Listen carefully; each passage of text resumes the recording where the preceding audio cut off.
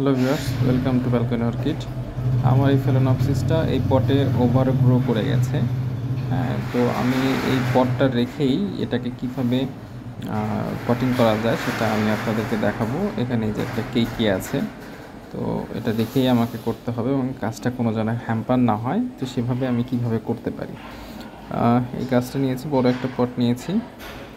তো পটের ভিতরে আমি নিচের দিকে কিছু কাঠের টুকরা, তারপরে কাঠকয়লার টুকরা এভাবে দিয়ে দিচ্ছি এবং কিছু ঝামাইটের টুকরা দিব। তো এগুলো দেওয়া হয়ে গেলে আমি কিছু ক্লে বল দিয়ে দিব, গ্যাপগুলো যেন পূরণ হয়ে যায়। মানে কাঠকয়লা, ঝামাইটের টুকরা এবং ক্লে বলের যে ক্লে বল দিয়ে এদের মাঝখানে যে গ্যাপটা নিচের দিকে পূরণ করে দেব।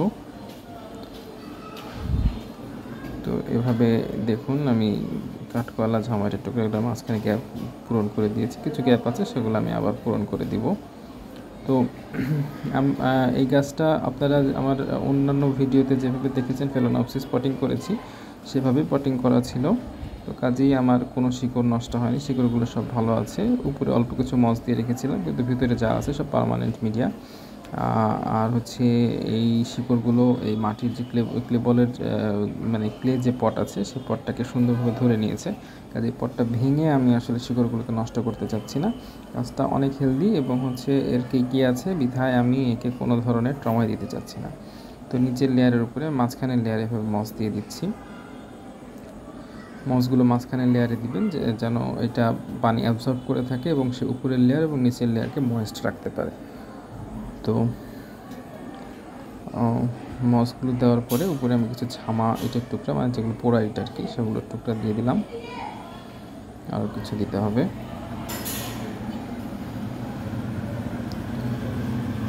এবং ফাইনালি এখানেও আমি আবার উপরে লেয়ারটা ফিল আপ করার জন্য ক্লে বল ব্যবহার করব।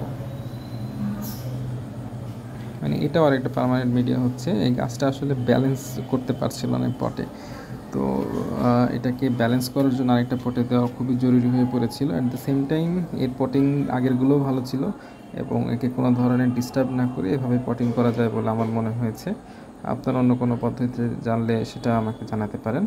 আর এইভাবে করার পরে আসলে গাছের কি হয় সেটা আপনারা আমার চ্যানেলে থাকলে আপডেট জানতেই পারবেন।